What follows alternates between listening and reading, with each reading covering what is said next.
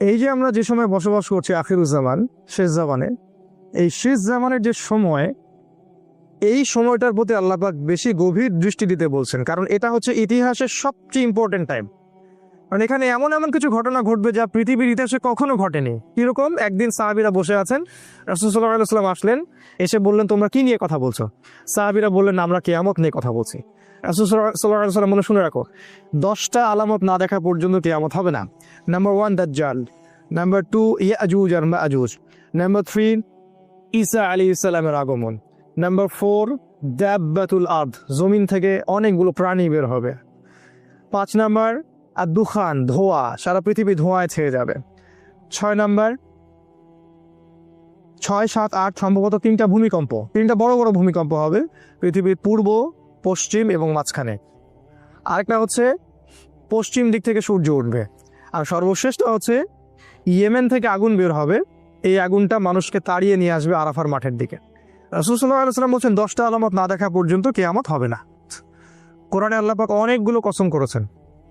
3 ডুমুর ফলের কসম, আমাদের দেশের ডুমুর ফল না, আবার যে ডুমুর ফল মক্কা মদিনায় পাওয়া যায়, আরবে পাওয়া যায়, কাঁচা খেতেও মিষ্টি লাগে।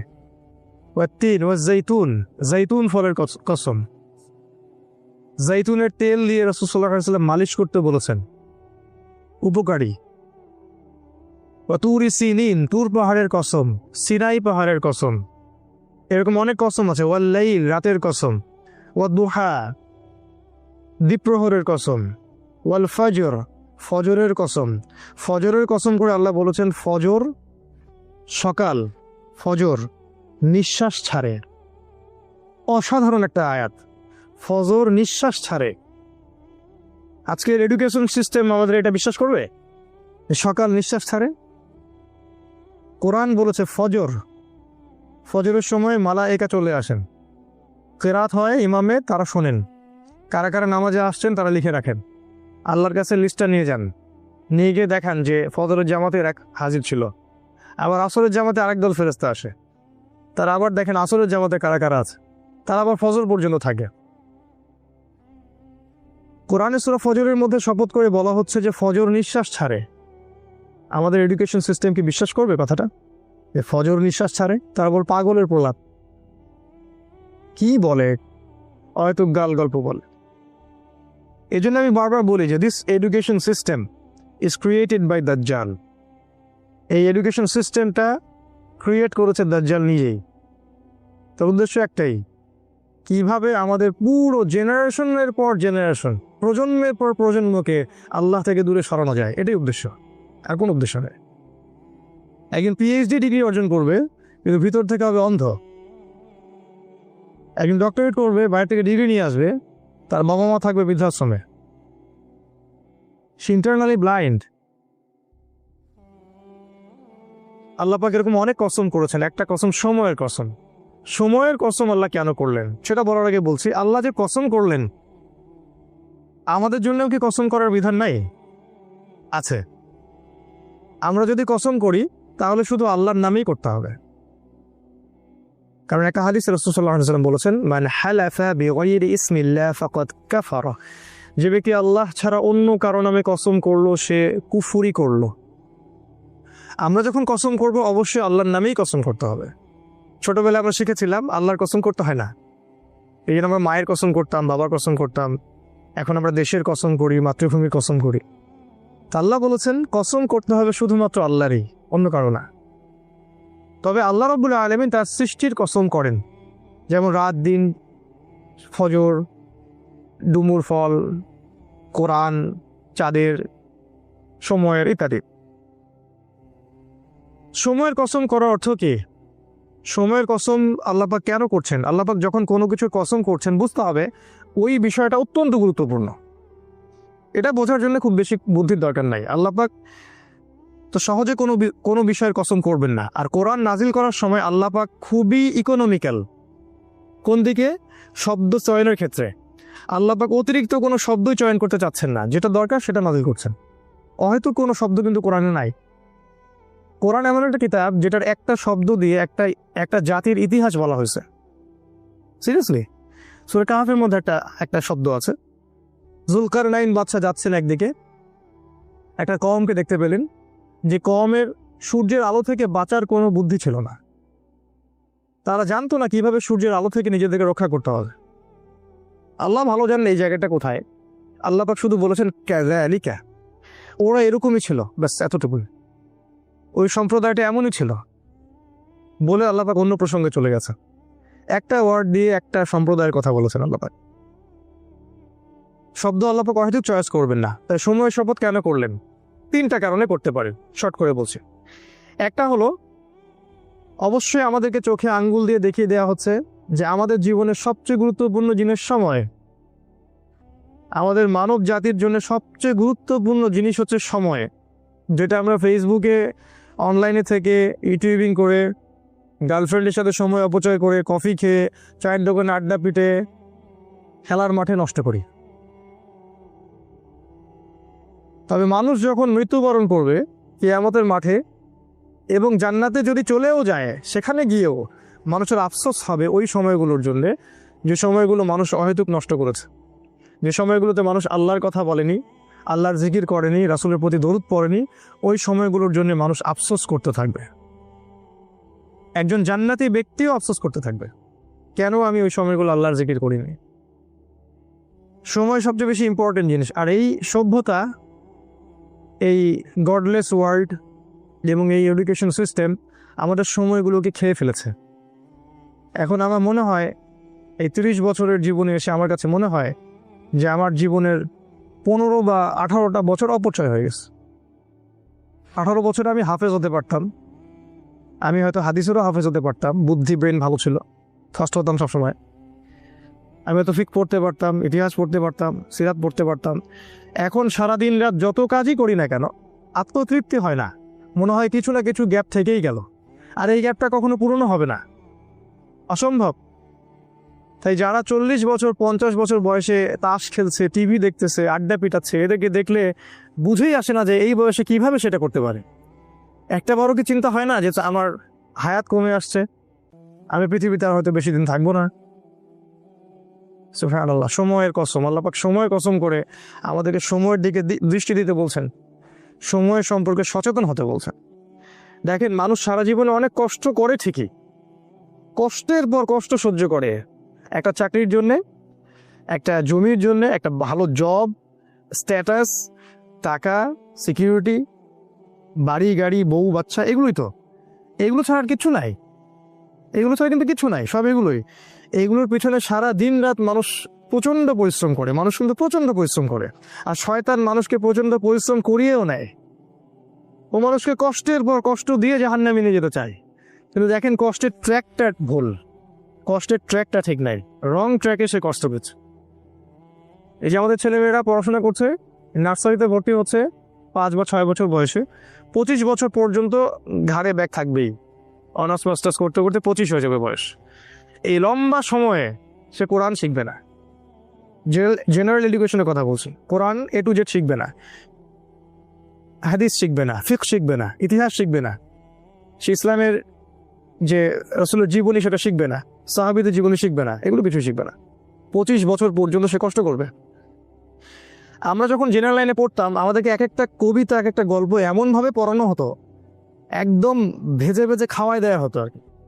রবীন্দ্রনাথের কবিতা, নজরুলের কবিতা, জীবনানন্দ দাশের কবিতা, শেক্সপিয়ারের গল্প, তারপরে আপনার মাইকেল মধুসূদন দত্তের কবিতা। অবশ্যই এখানে ইসলামপন্থী কারো কবিতা ছিল না।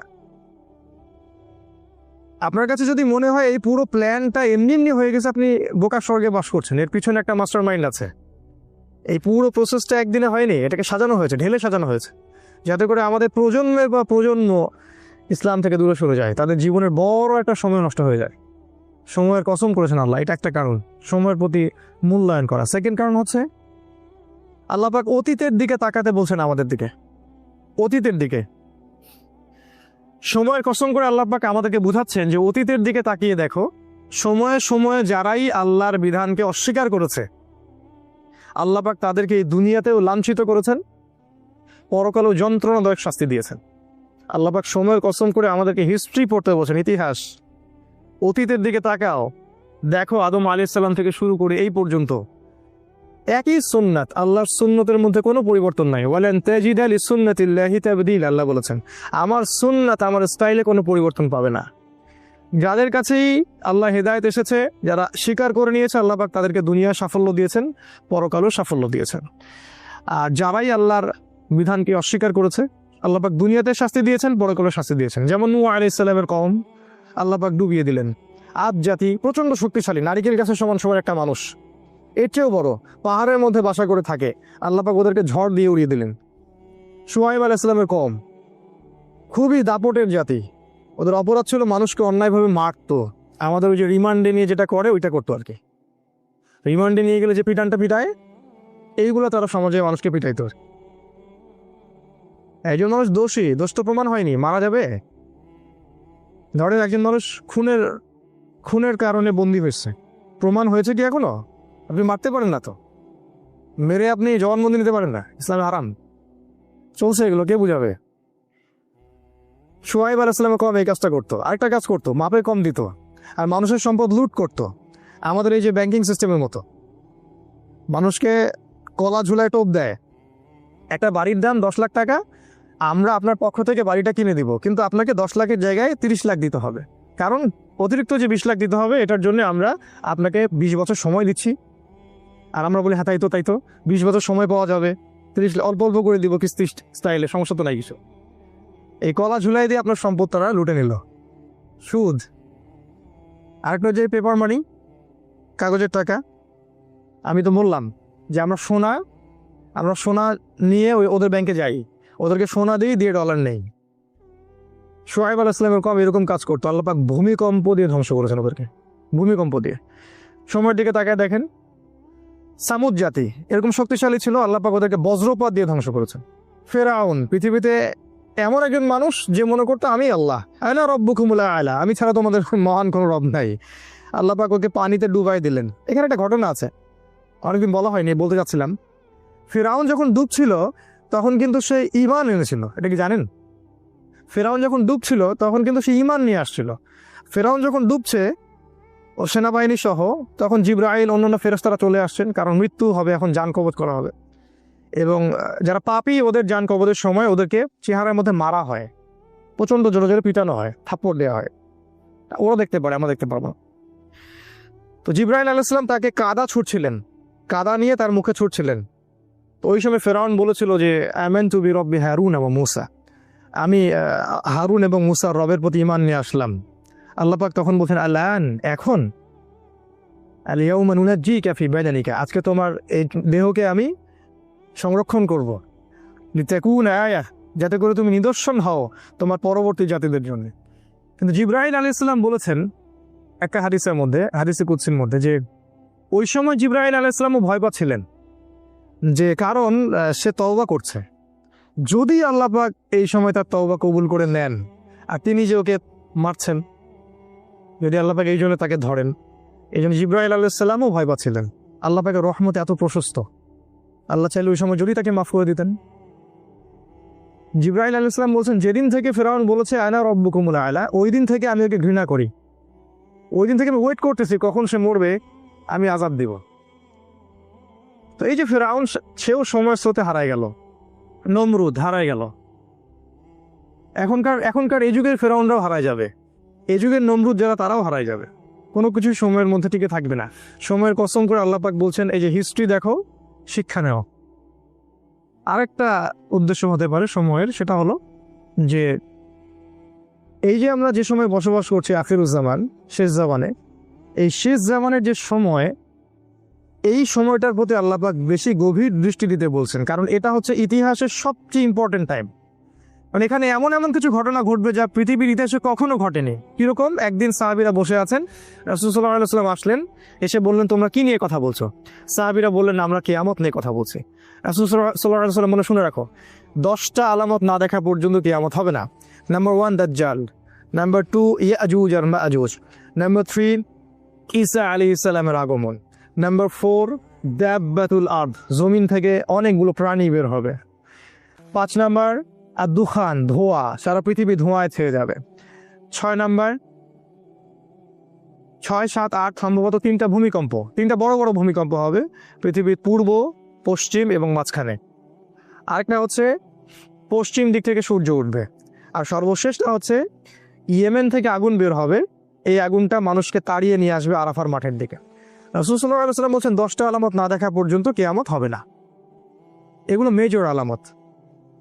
এই জন্য এই সময়টা শেষ যুগের এই শেষ সময়টা বেশি ইম্পর্টেন্ট। এখানে এমন কিছু ঘটনা ঘটবে যেটা ইতিহাসে কখনো ঘটেনি। দাজ্জাল কখনো বের হয়নি, ইয়াজুজ আর মাজুজ এর আগে বের হয়নি, সূর্য কখনো আগে পশ্চিম দিক থেকে উঠে নাই, ধোঁয়ায় সারা বিশ্ব ছেয়ে যায়নি, জমিন থেকে বড় বড় জানোয়ার বের হওয়া শুরু হয়নি এখন। এমন হাদিস আছে যে ওরা মানুষের সাথে কথা বলবে। একজন পুরুষ ঘর থেকে বের হলে ঘরে ফিরে আসবে, বাড়ির দেওয়াল, ওই ব্যক্তির পা, অন্য জানোয়ার তাকে বলে দিবে বাড়িতে কি হয়েছিল। মানে এরকম প্রযুক্তি আসতেছে সামনে। সময়ের কসম করে আল্লাহ পাক এই শেষ জামানার দিকে আমাদেরকে তাকাতে বলছেন এবং এটা বলছেন এই শেষ জামানায়, এই জায়গাটা ভালো করে বোঝেন, এই শেষ জামানায় ইন্নাল ইনসানা লাফি খুসর, এই শেষ জামানার প্রত্যেকটা মানুষ ক্ষতির মধ্যে আছে। এটা আল্লাহ বোঝাচ্ছেন আমাদেরকে। আখিরুজ জামানের প্রত্যেকটা মানুষ ক্ষতির মধ্যে আছে। ইন্নাল ইনসানা লাফি খুসর, নিশ্চয়ই, ইন্না মানে নিশ্চয়ই, আল ইনসান মানে মানুষ, লা মানে আবার অবশ্যই, ফি মানে মধ্যে, আর খুসর মানে ক্ষতি। শাব্দিক অর্থ হয় নিশ্চয়ই মানুষ অবশ্যই ক্ষতির মধ্যে আছে। আখিরুজ্জামান এমন একটা জামান, এমন একটা যুগ, যে যুগের কোনো মানুষ ক্ষতি থেকে বাইরে নয়। যতই দাড়ি, টুপি, পাগড়ি আর জুব্বা থাকুক না কেন, সে ক্ষতি থেকে বাইরে নয়। যে মনে করবে সে ক্ষতি থেকে বাইরে, সে বোকার স্বর্গে বাস করছে। রাসূল সাল্লাল্লাহু আলাইহি ওয়াসাল্লাম কি বলেননি, আখিরুজ্জামানের একটা ব্যক্তি খুঁজে পাওয়া যাবে না যে সুদ থেকে মুক্ত থাকতে পারবে?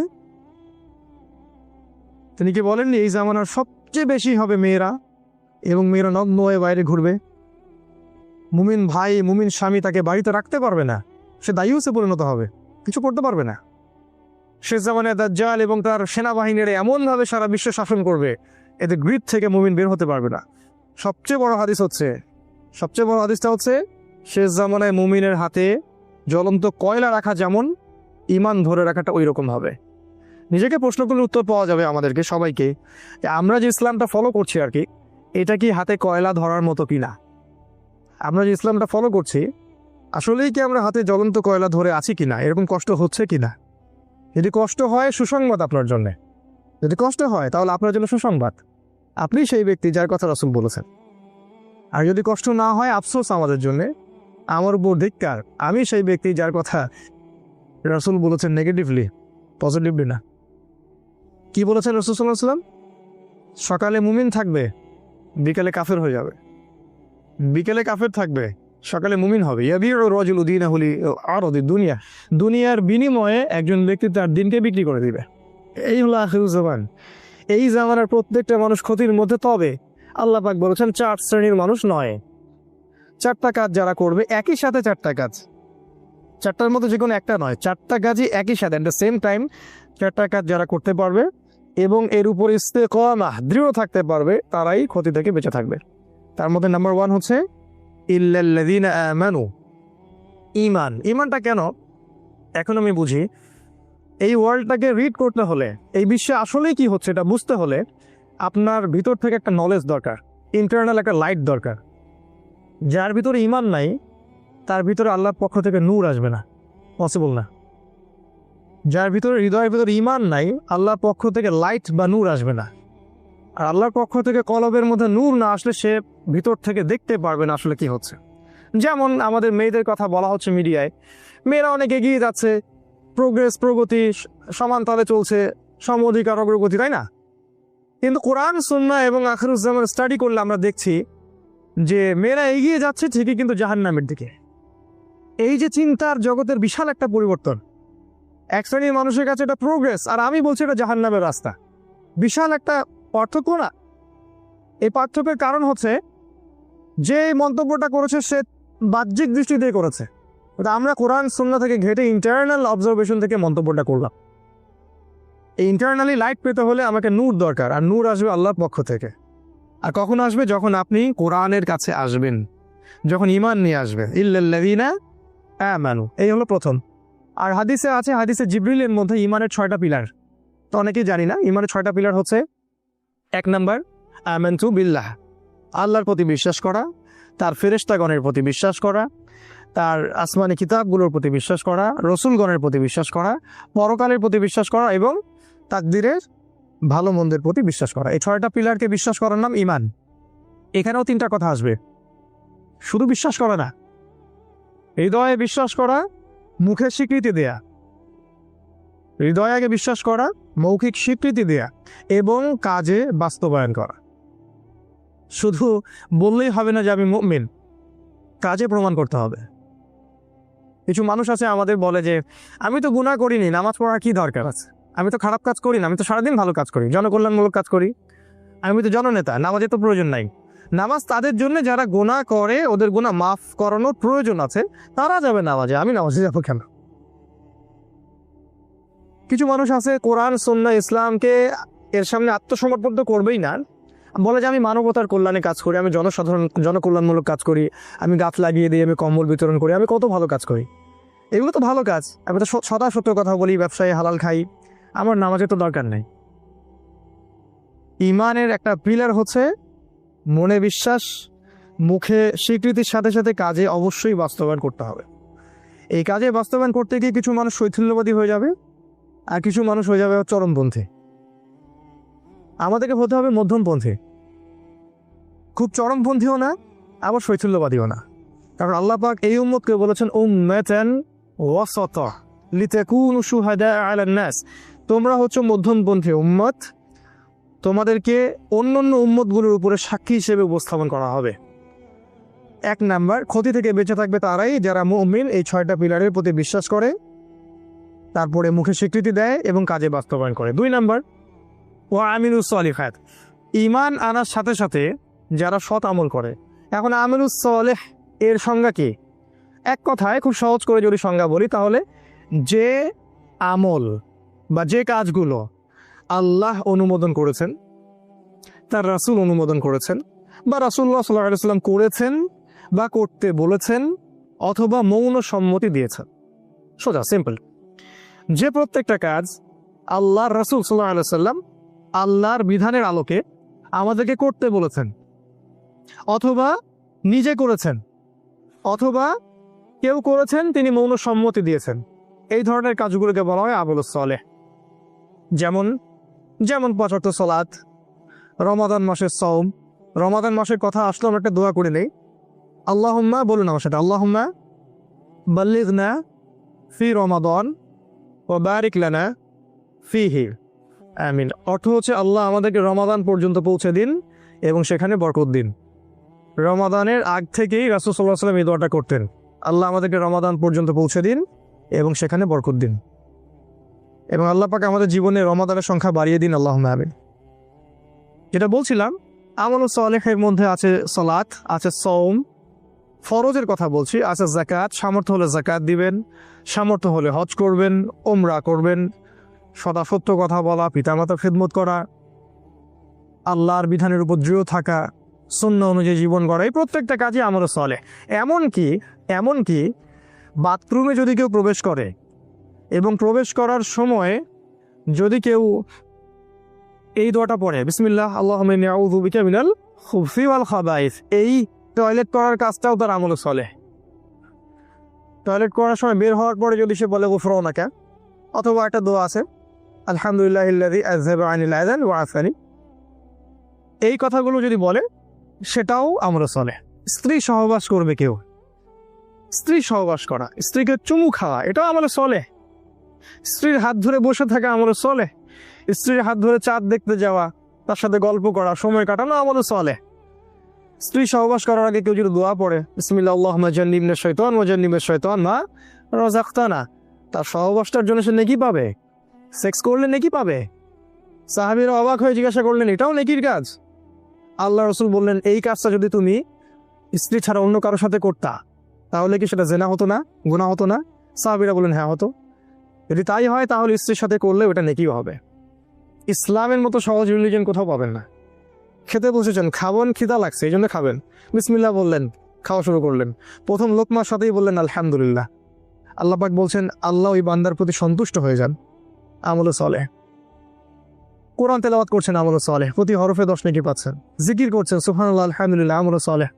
সারাদিন আপনি যদি রাসূলের স্টাইল ফলো করেন, সকাল থেকে নিয়ে একদম ঘুমানো পর্যন্ত, ঘুমাবেন, ঘুম তো রেস্ট, ঘুমানোর আগে একটু ওযু করলেন, বা ওযু সম্ভব না আপনি দোয়াগুলো পড়লেন, ফু দিলেন, সূরা বাকারার শেষ 2 আয়াত পড়লেন, বিসমিল্লাহ আল্লাহুম্মা বিইসমিকা আমুতু ওয়া আহইয়া, পরে ঘুমিয়ে গেলেন।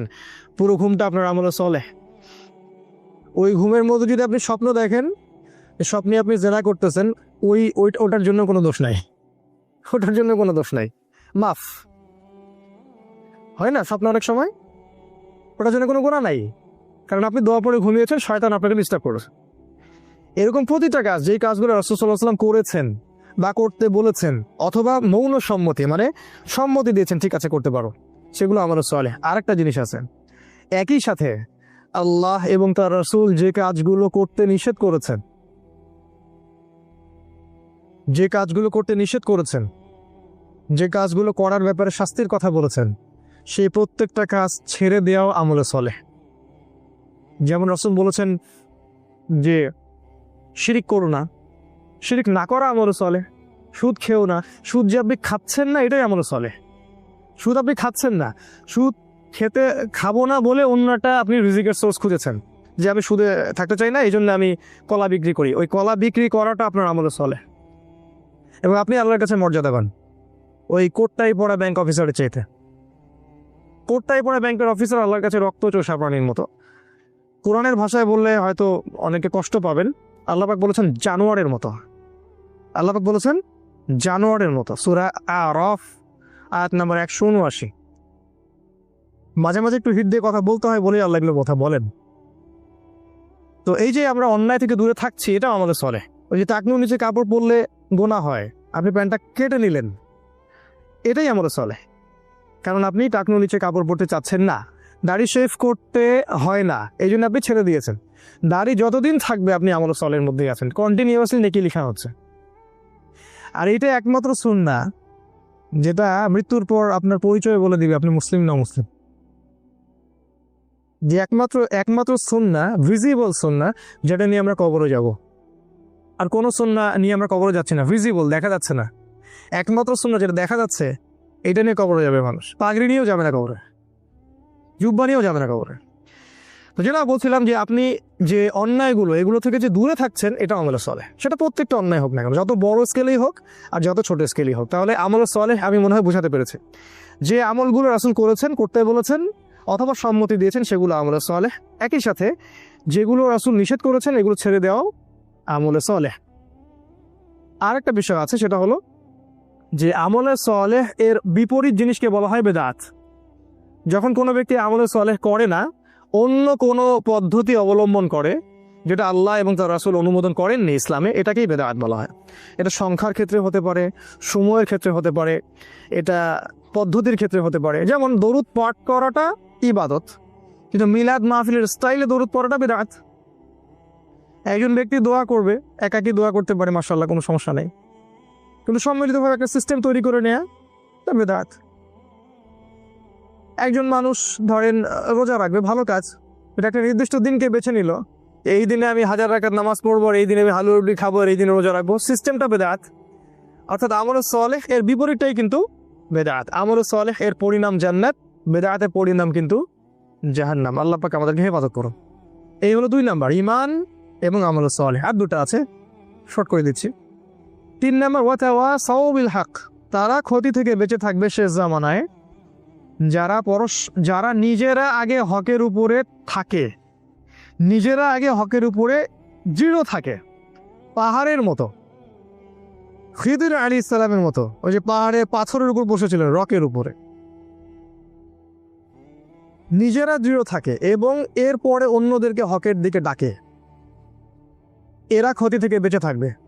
যারা ঈমান এনেছে, এরপর আমলে সলেহ করছে, এখন মাশাআল্লাহ পরিবার গঠন করে ফেলেছে, নিজের যোগ্যতা হয়ে গেছে, নিজে হকের উপর আছে মাশাআল্লাহ, এবার মানুষকে সে হকের দিকে ডাকছে। কারণ ডাকার কাজটা তো স্কুল বয়দের কাজ না, এটা স্কলারদের কাজ। কারণ যদি আমরা দাওয়াত দেওয়ার যোগ্যতা অর্জন না করি, তাহলে আমি মানুষকে ভুল পথে দাওয়াত দিব। সিম্পল। আমি যদি ইংরেজির প্রফেসর হতে চাই, আমাকে ইংরেজির উপর আরও বড় ডিগ্রি নিতে হবে, তারপরে আমাকে ক্লাস নিতে হবে। তাই আমরা নিজেরা যদি আগে এগুলোর উপর স্কিল থাকি, তারপরে আমরা যখন মানুষকে দাওয়াত দিব, যোগ্যতা অর্জন করব, জ্ঞান অর্জন করব, তখন মানুষ সঠিক পথের দিকে আমরা ডাকতে পারবো। আর এই জায়গায় কিন্তু সমস্যা আছে, আমরা দাওয়াটা খুব পছন্দ করি, তো যোগ্যতা থাক বা না থাক একটু সুর করে বলতে পারি, পড়াশোনা থাক বা না থাক, হ্যাঁ পড়াশোনা খুব একটা নাই, সুর আছে গলার মধ্যে। সারা দেশব্যাপী দাওয়াতি কাজ করা হচ্ছে, অসংখ্য মানুষ জিকিরের নামে প্যান্ডেলে উঠে লাফাচ্ছে, অসংখ্য মানুষ ইসলামের নামে দলীয় তাকনিতে যাচ্ছে, অসংখ্য মানুষ জিহাদের নামে জঙ্গিবাদে যাচ্ছে। প্রত্যেকটা জায়গায় সমস্যা সৃষ্টি হচ্ছে। কারণ কি? কারণ যে দাওয়াত দিচ্ছে সে জানে না আসলে সঠিকভাবে দাওয়াত দেওয়ার ম্যাথোডোলজিটা কি। কোথা থেকে শিখবো? আল্লাহ রাসূল থেকে শিখবো, অন্য কারো কাছে যাওয়ার দরকার নেই। শুধু রাসূল সাল্লাল্লাহু আলাইহি ওয়াসাল্লামের জীবনের দিকে তাকাবেন, জীবনের কোন জায়গায় কোন অবস্থায় তিনি কিভাবে দাওয়াত দিয়েছেন, ব্যাস। জীবনের কোন সিচুয়েশনে তিনি কেমন করে দাওয়াত দিয়েছেন। মক্কায় তিনি মূর্তির সামনেও নামাজ পড়েছেন 13 বছর, তখন মূর্তি ভাঙার মতো সিচুয়েশন ছিল না। মদিনায় খেলাফত কায়েম হওয়ার পরে আবার যখন মক্কা পুনরুদ্ধার করা হলো, তখন তিনিই আবার মূর্তি ভেঙে দিলেন, নিজের হাতেই মূর্তি ভাঙলেন, যা আল হক ওয়া যাহাকাল বাতিল বললেন। তাহলে দুটা সিচুয়েশন আলাদা ছিল। দায়ীকে বুঝতে হবে তার যোগ্যতা কতটুকু, তাকে কোন সিচুয়েশনে কি বলা যাবে কি বলা যাবে না, কি কোন দিকে মানুষকে ডাকতে হবে, কোন সময়ে কোন দিকে দাওয়াত দিতে হবে। এখন উম্মার যে সময়, এই সময়টা মানুষকে ছোট ছোট ইখতিলাফি বিষয়ের দিকে মতভেদ করার সময় নয়। এখন আমরা এমন একটা সময় আছি যে আমরা এন্ড টাইম, শেষ সময়ের দিকে যাচ্ছি, যখন সারা বিশ্ব একত্রিত হয়ে আমাদের বিরুদ্ধে প্রোপাগান্ডা চালাচ্ছে। আর এই সময় যদি আমরা বিভিন্ন দলে উপদলে ভাগ হয়ে থাকি, তাহলে আমাদের ওই যে হাওয়া বেরিয়ে যাবে, আল্লাহ পাক সূরা আনফালে বলেছেন, বাতাস বের হয়ে যাবে, হাওয়া বের হয়ে যাবে, তোমরা পাগুলো স্থলিত হবে, এক ভাইকে মারবে আরেক ভাই হাসবে, এক ভাইকে মারবে আরেক ভাই হাসবে, বলবে আমাকে তো মারে নাই, আমার দলকে তো কিছু বলেনি, সমস্যা নাই। তো বোকা বুঝতে পারেনি যে পরে ওর কাছে ওরা আসতেছে। তো এটা হবে। তাহলে হকের দাওয়াত দেওয়ার আগে আমাদেরকে হকটাকে চিনতে হবে, হক চিনতে হবে, এবং এর উপরে আগে নিজেদেরকে দৃঢ় থাকতে হবে, তারপরে গিয়ে আমাদেরকে অন্যকে দাওয়াত দিতে হবে। এবং দাওয়াত দেওয়ার সময় আমাকে পরিবেশ পরিস্থিতি এবং সময় বুঝতে হবে, কোন সময়ে কোন প্রেক্ষাপটে কিসের দাওয়াত দিতে হবে। এবং এই দাওয়াত দেওয়ার সময় হতে হবে মানুষের সাথে নরম, উদার। একটা মানুষ এখনো ইসলামের বেসিক কোনো বিষয় জানেই না, ধরেন সে সলাতই আদায় করে না, এখন আপনি কি সবার আগে ওকে সলাতের দিকে ডাকবেন, নাকি ওকে আপনি বুকে হাত বাঁধা শেখাবেন? কি করবেন বলেন তো? আপনার বুদ্ধিমানের কাজ কি? অ্যাটলিস্ট তাকে আগে সলাতের দিকে তো ডাকবেন। সে নামাজ পড়তেছে মাশাআল্লাহ, এখন নিয়মিত জামাতে আসে, মাশাআল্লাহ হৃদয়টা পরিবর্তন হচ্ছে, আস্তে আস্তে আস্তে আস্তে আপনি ওকে মাসআলাগুলো বোঝান। আমরা কি করি? আমরা প্রথমে আক্রমণ করি, যেখানে যাই এটা ঠিক না, ওইটা ঠিক না, আপনার এটা ভুল হয়েছে, আপনার এটা ঠিক না। এতে করে কি হয়? ওরা তো এই ব্যাপারটাকে ভালোভাবে দেখেই না, বরং এখানে ওরাও তখন ডিফেন্সিভ হয়ে যায়, ওরাও তখন বলে যে না আমাদেরটাই ঠিক। ওরাও মাহফিল করবে আপনার বিরুদ্ধে, আর আমরাও মাহফিল করবো ওদের বিরুদ্ধে। এই হচ্ছে উম্মার সার্কাস। শব্দটা কি বললাম আমি? সার্কাস। এখন এই বাংলাদেশে এই সার্কাস চলে। হকের দাওয়াত দেওয়ার জন্য হকের সংজ্ঞা জানতে হবে। আল্লাহ পাক সূরা কাহাফের মধ্যে বলেছেন, আয়াত নাম্বার 23 বা 24, আল্লাহ বলছেন ওয়াকুলিল হক মির রব্বিকুম, হক সেটাই, সত্য সেটাই যেটা তোমার রবের পক্ষ থেকে নাজিল হয়। ফামান শাআ ফালইউমিন, যার ইচ্ছা হয় সে ঈমান নিয়ে আসুক, ওয়ামান শাআ ফালইয়াকফুর, যার ইচ্ছা হয় সে অস্বীকার করুক। ইন্না আ'তাদনা লিযালিমিনা নারান, আর আমি আল্লাহ জালেমদের জন্য আগুন প্রস্তুত করে রেখেছি। আল্লাহ পাক হকের সংজ্ঞা দিলেন, হক সেটাই যেটা আল্লাহর পক্ষ থেকে নাজিল হয়। তাহলে আল্লাহর পক্ষ থেকে কি গণতন্ত্র নাজিল হয়েছে? ধর্মনিরপেক্ষতাবাদ, কমিউনিজম, আমাদের সেকুলারিজম, আমাদের এই যে ইউনাইটেড নেশনস জাতিসংঘ, আমাদের ইসরায়েলের ব্যাংকিং সিস্টেম, এগুলো আল্লাহর পক্ষ থেকে নাজিল হয়েছে। কি নাজিল হয়েছে আল্লাহর পক্ষ থেকে? এক সময় আল্লাহর পক্ষ থেকে তাওরাত নাজিল হয়েছিল, ওই তাওরাতই ছিল ওই সময়ের হক, ওই তাওরাতটা ওই সময়ের হক ছিল। এরপরে জাবুরটা ওই সময়ের হক ছিল, ইনজিলটা ওই সময়ের হক ছিল। এখন কিয়ামত পর্যন্ত হকের মানদণ্ড কোরআন এবং সুন্নাহ, এর বাইরে যাওয়ার কোনো সুযোগ নাই। জীবনের প্রতিটা ক্ষেত্রে যদি এটার উপর আমল একজন ব্যক্তির না থাকে, সে ব্যক্তি নামে মুসলিম হতে পারলেও কাজে এখনো পরিপূর্ণ মুসলিম হতে পারেনি। এটাকে বলা আত্মসমর্পণ। এই হকটাকে আমরা আগে চিনলাম, এরপরে আপনি হকের দিকে মানুষকে দাওয়াত দিবেন। আর আমি বললাম দাওয়ার ক্ষেত্রে আমাদেরকে হতে হবে একটু লিবারেল, একটু নমনীয়, মানুষকে আগে বেসিক জিনিসগুলোর দিকে নিয়ে আসা, তারপরে আপনি আস্তে আস্তে কঠিন জিনিসগুলো আলোচনা করেন। আর সবচেয়ে বেশি যেটা ইম্পর্টেন্ট, এই শেষ জামানায় সবার মাঝে একটা মৈত্রীর বন্ধন তৈরি করা বেশি ইম্পর্টেন্ট। সে যে কোনো সংগঠন করুক না কেন, সে যে কোনো দল করুক না কেন, আমাদের দেখা উচিত ওর মধ্যে ভালো কতটুকু আছে।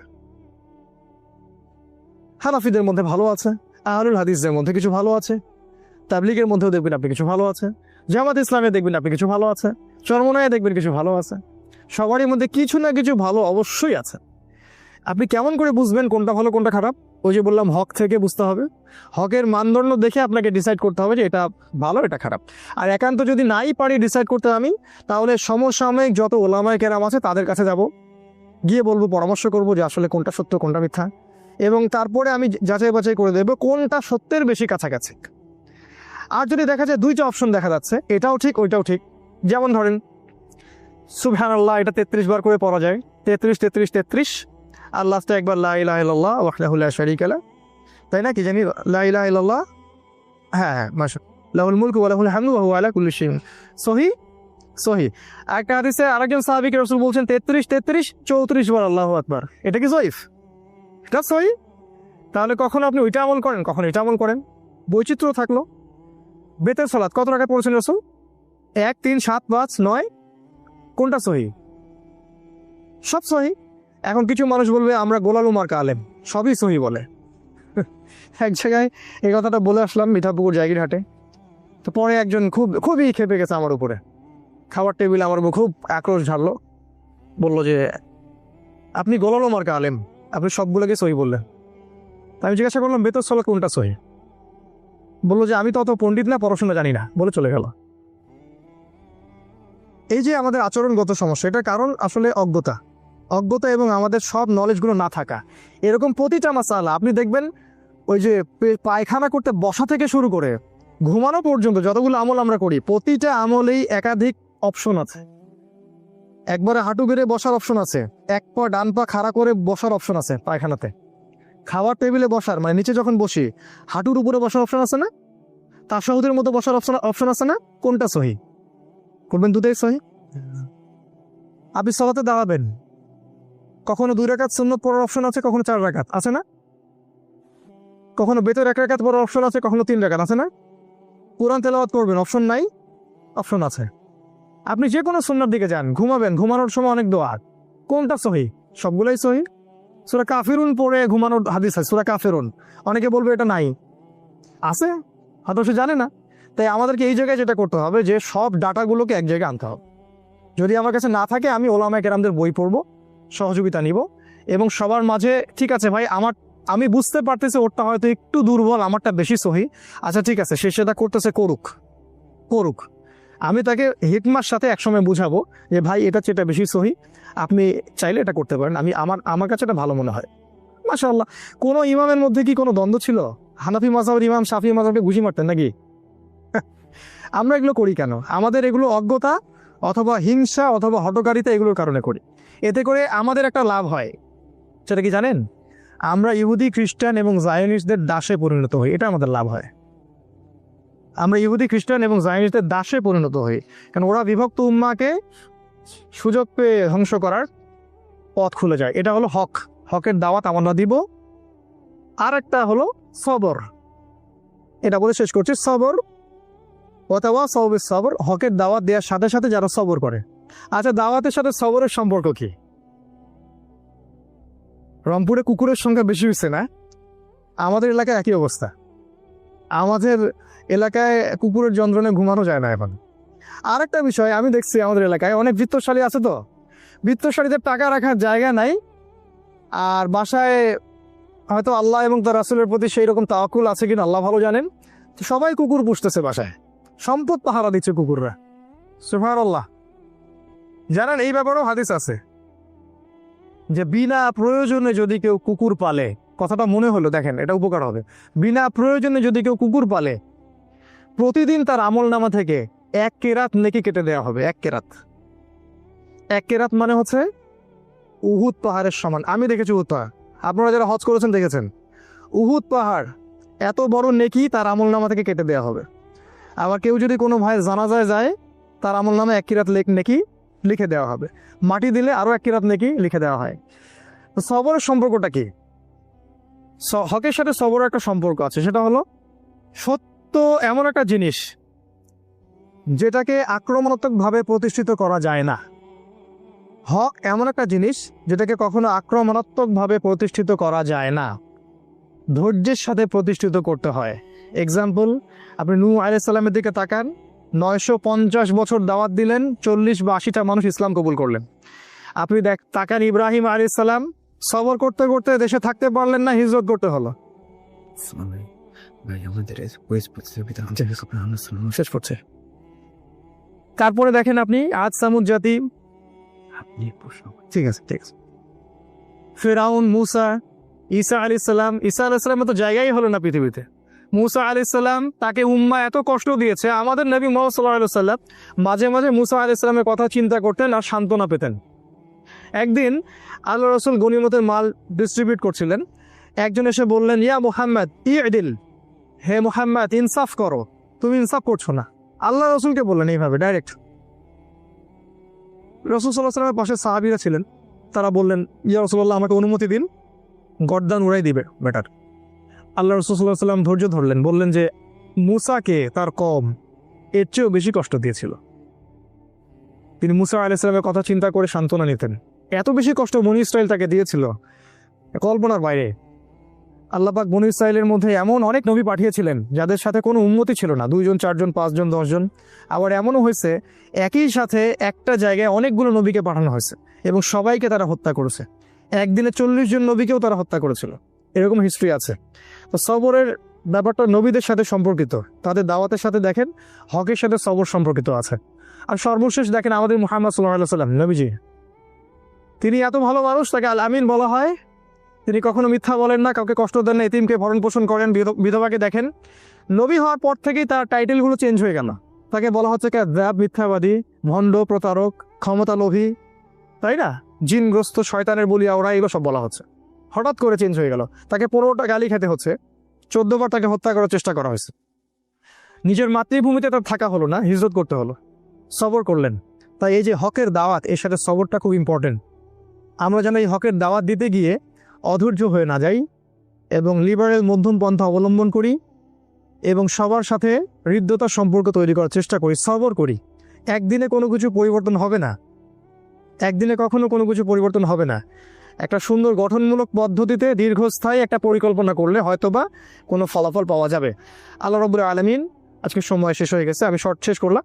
আল্লাহ পাক আমাদেরকে শেষ জামানার এই সূরাতুল আসরের উপরে আমল করা তৌফিক দান করুন। এখানে যে বিষয়গুলো আছে এক বাক্যে বলছি যে আল্লাহ পাক সময়ের কসম করে আমাদেরকে সময়ের গুরুত্ব বুঝিয়েছেন, অতীত থেকে শিক্ষা নিতে বলেছেন, শেষ জামানার দিকে বেশি ফোকাস করতে বলেছেন। তিনি বলেছেন শেষ জামানার বেশিরভাগ মানুষই ক্ষতির মধ্যে আছে, তবে তারা নয় যারা ইমানদার, ইমান এনেছে এবং একই সাথে সৎ আমল সম্পাদন করেছে এবং এর সাথে তারা হকের উপর প্রতিষ্ঠিত ছিল, অন্যকেও হকের দাওয়াত দিয়েছে এবং সর্বশেষ যারা ধৈর্যের উপদেশ দিয়েছে পরস্পরকে। এই গুণগুলো আল্লাহ পাক আমাদেরকে অর্জন করার তৌফিক দান করুন, আল্লাহুম্মা আমিন। আল্লাহ রাব্বুল আলামিন আমাদেরকে কোরআন বুঝে পড়ার তৌফিক দান করুন, আল্লাহুম্মা আমিন। এবং এই ছোট্ট সূরাটার মধ্যে অনেক ব্যাপক আলোচনা আছে, আপনারা এগুলো তাফসীর পড়বেন, বাসায় তাফসীর কিনবেন, পড়বেন, আরও অনেক নলেজ আপনারা জানতে পারবেন ইনশাআল্লাহ। আল্লাহ পাক এই প্রতিটা বিষয়ের উপর আমাদেরকে আমল করার আল্লাহ পাক তৌফিক দান করুন। আমাদের কোরআনের আলোয় আল্লাহ পাক আমাদেরকে আলোকিত করুন, আমাদেরকে ঈমান আনার মতো আনার তৌফিক দান করুন, আমলে সালেহ বেশি বেশি করার তৌফিক দান করুন, হকের উপর থাকার তৌফিক দান করুন, দাওয়াত দেওয়ার তৌফিক দান করুন এবং সবর বা ধৈর্য ধরার আল্লাহ পাক তৌফিক দান করুন, আল্লাহুম্মা আমিন। এই বলে আমি আমার আজকের বক্তব্য শেষ করছি।